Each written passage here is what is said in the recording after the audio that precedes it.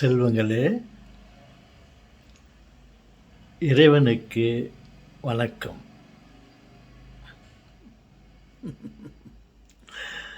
என்ன தாத்தா, எங்களை மறந்துட்டீங்களா? எங்கிருந்த போதும் உன்னை மறக்க முடியுமா?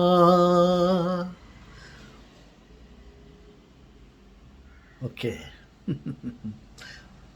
பாருங்கள் உடன்பிறப்புகளே, 60 வயதிற்கு மேற்பட்ட எனது சகோதரர்களே, உங்களுக்கு நான் ஒன்றை நினைவுபடுத்த விரும்புகிறேன். எப்பொழுது 58, 60 வயதை நீங்கள் அடைந்து விட்டீர்களோ, தயவு செய்து நீங்கள்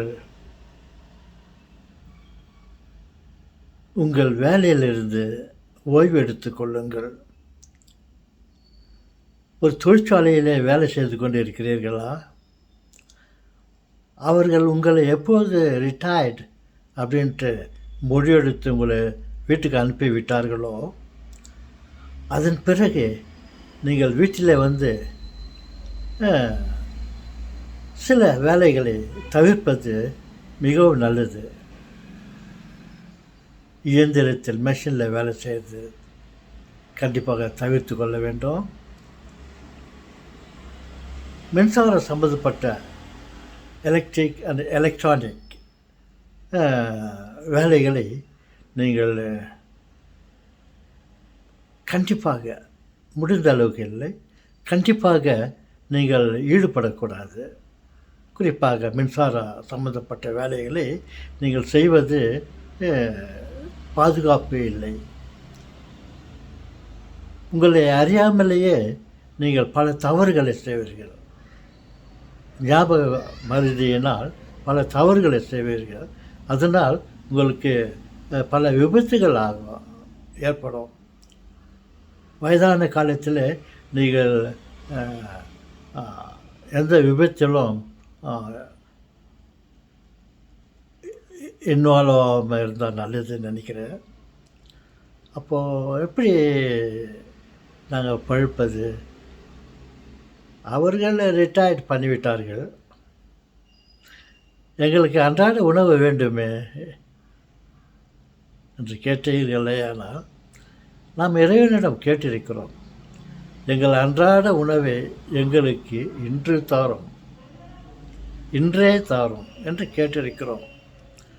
படைத்தவன் கண்டிப்பாக நமக்கு அன்றாட உணவை கொடுப்பார், கவலைப்படாதீர்கள்.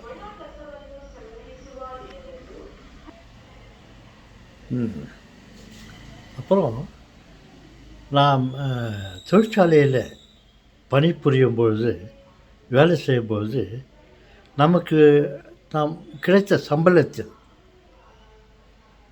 குறைந்த அளவு 25% நாம் சேமிப்பில் வைக்க வேண்டும்.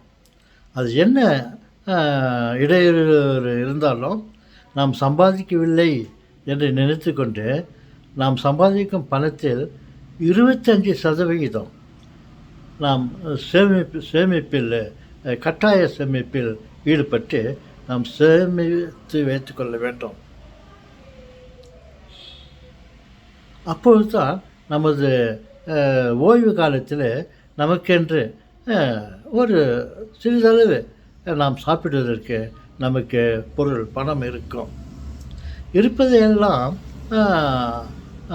எதிர்காலத்தை பற்றி நினைக்காமல் நாம் செலவு செய்து விட்டோமே. ஆனால் எதிர்காலத்தில் நமக்கு இதே கேள்வித்தான் வரும், நமக்கு பணம் எங்கே இருக்கிறது? வேலை செய்யக்கூடாது என்று நினைத்தால் ஊதியம் எங்கேருந்து கிடைக்கும்? அப்படி என்றெல்லாம் நினைக்க வேண்டியது வருகிறது. அதனால் நாம் சம்பாதிக்கும் பொழுது சிறிதளவு நாம் சேமித்து வைத்து கொண்டிருந்தால் இந்த பிரச்சனை இருக்காது. நாம் ஓய்வு எடுத்துக்கொள்ளும் பொழுது நமது பிள்ளைகளை நாம் எதிர்பார்க்கக்கூடாது. நம் பிள்ளைகளிலிருந்து உதவியை எதிர்பார்க்கக்கூடாது. அவர்களாக கொடுத்தால், நமக்கு ஆதரவு கொடுத்தால் ஏற்றுக்கொள்வோம். மற்றபடி அவர்களை எதிர்பார்த்து கொண்டு அவர்களும் இது கிடைக்கவில்லையே என்று கவலைப்படுவது அறிவில்லாதனம் என்றும் சொல்லலாம். அல்லது நாம் சாப்பிடும் உணவில் 25% சேமித்து வைக்கலாம், அது பணமாக. ஓகே செல்வங்களே, உங்களுக்கு தெரிந்த விஷயம் நான் நினைவுபடுத்துகிறேன். ரிட்டையர்மெண்ட்டுன்னு ஒன்று இருக்குது இல்லையா, அதுக்கு பிறகு குறிப்பாக இந்த கரண்ட்டு சம்மந்தப்பட்ட வேலைகளை தெரிந்திருந்தாலும் அனுபவம் இருந்தாலும் அது தொடரக்கூடாது. ஏனென்றால் நமது நினைவு மிகவும் வலுவிழந்து இருக்கும். அந்த சமயத்தில் நாம் மின்சார சம்மந்தப்பட்ட வேலையில் கையை வைத்தால் விபத்து ஏற்படும். எந்திரங்களில் கையை வைத்தால் கை கால்களுக்கு சேதாரம் ஏற்படும். சிலர் இன்சூரன்ஸ் வழியை கடைப்பிடிப்பார்கள், மிகவும் நல்லது. நாம் உழைக்கும்போது இன்சூரன்ஸ் சம்மந்தப்பட்ட சேமிப்பில் நாம் ஈடுபட்டு இருந்தால் மிகவும் சால சிறந்தது. ஓகே செல்வங்களே,